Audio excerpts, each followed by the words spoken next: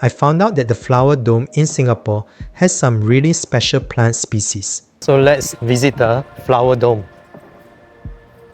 Two of these that totally caught my attention were the bottle tree and the dragon blood tree. The bottle tree, also known as the desert rose, looks like it's been inflated, with a chunky trunk that stores water for the dry months.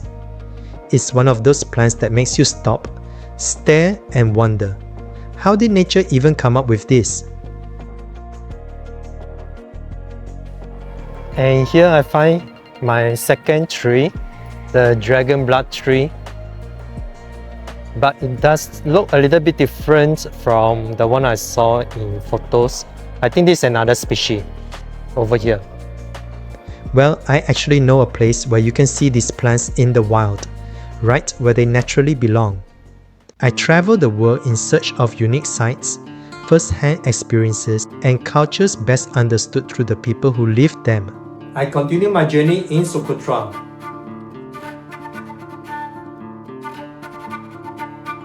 LC Cola. How does it taste like? Let's try this LC Cola.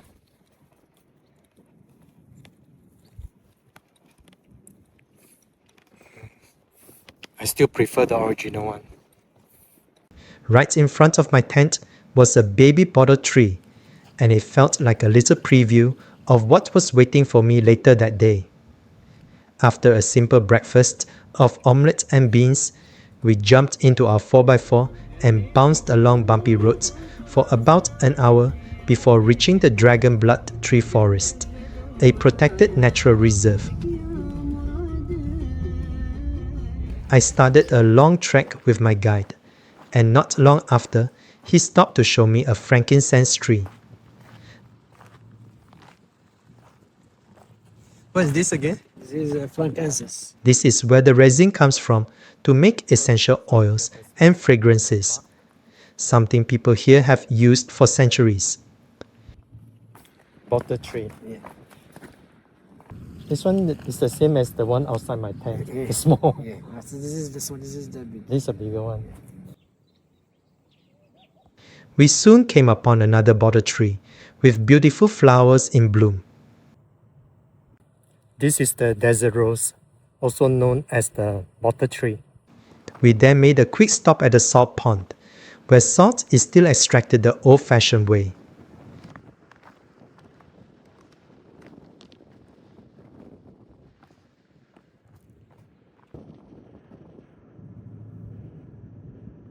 Socotra salt.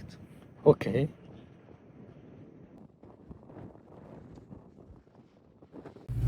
This is my first dragon blood tree, just right in front here.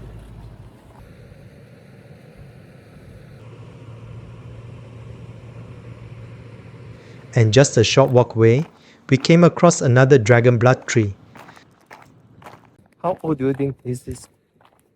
How old? How many years? About 700. 700. 700 or 500. This one with a perfectly shaped cone-like canopy. With a little bit of imagination, it looked like an upside-down tree pushed into the ground, with its roots pointing up and a conical patch of grass still clinging on. Next, we visited a protected area where young dragon blood trees are being carefully grown.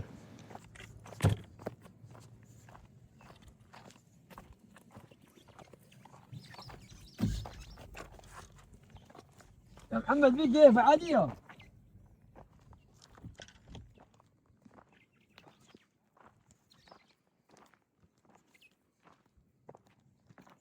This is the small dragon blood. This one is dragon blood? Oh, this is dragon blood. Oh, these are the babies. Some of these baby trees are only 10 to 20 years old, which sounds like a long time until you realize how slow they grow. At just a few centimeters a year, a full-grown tree can take 500 to 700 years to reach maturity. So after they grow, do they bring it out or leave it here? I live here, but to grow slowly to grow up. More time. Many years. Many years, yes.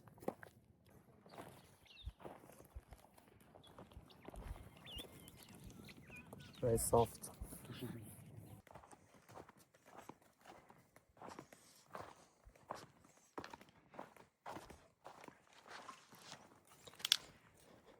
My local guide showed me how the red resin is extracted, the very substance that gave the dragon blood tree its name.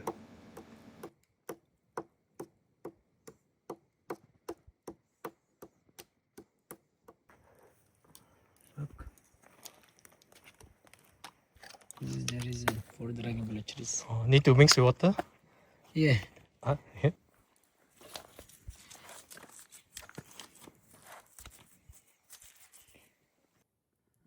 Okay.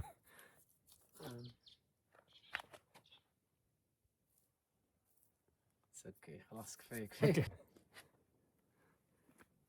We then stopped by a local family who was shy about being on camera.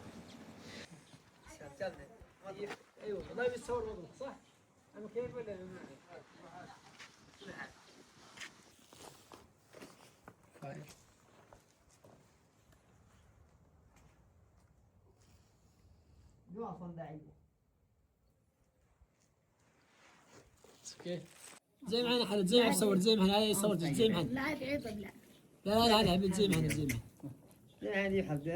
انا They showed me pieces of dried dragon blood tree bark and small packets of resin they had collected, explaining the many ways it's traditionally used. I bought a packet of resin and a piece of bark for $10. This one is dragon blood? Yeah, all. Oh, that one is potter tree. Yeah.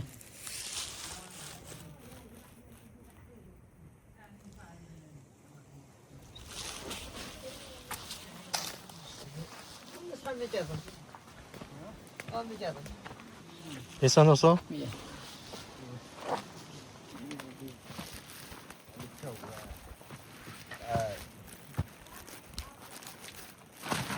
You can put in the earth. You can. This is the for dragon. They use this to grow? Yeah.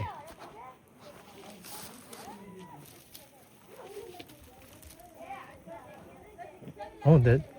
So they put it in the ground. Yeah, and you can grow up to slowly to grow. So these are the seeds? Yeah, the best for the dragon blue trees. Right. It's okay.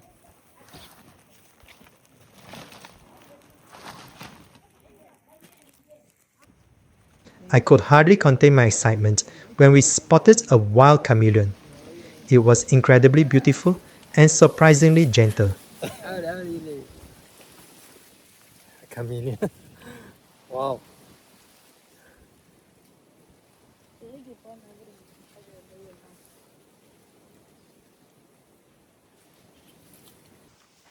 Beautiful.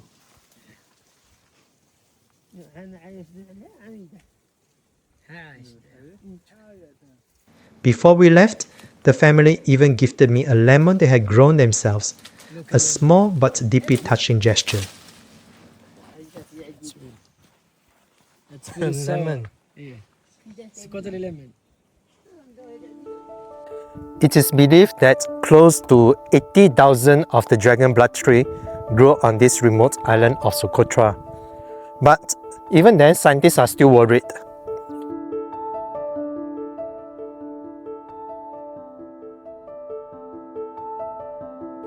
In 2015, a cyclone actually swept through the island, uprooting many of these trees, like this one over here.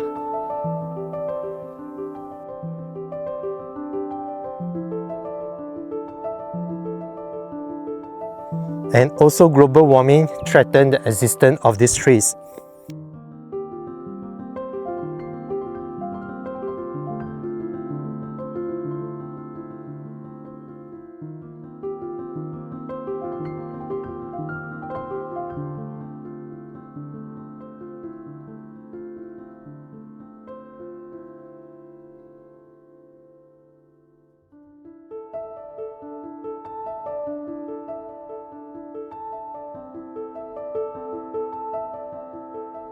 And one fun fact, goats actually like to eat the leaves of the young dragon blood tree.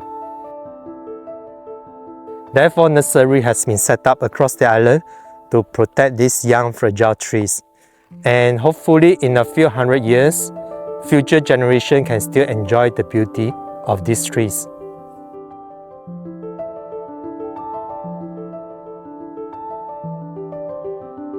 Some of these trees are actually between 500 to 800 years old. So imagine a time when Genghis Khan united Central Asia and the prince named an island called Singapura. All this while, some of these trees are already growing on this island.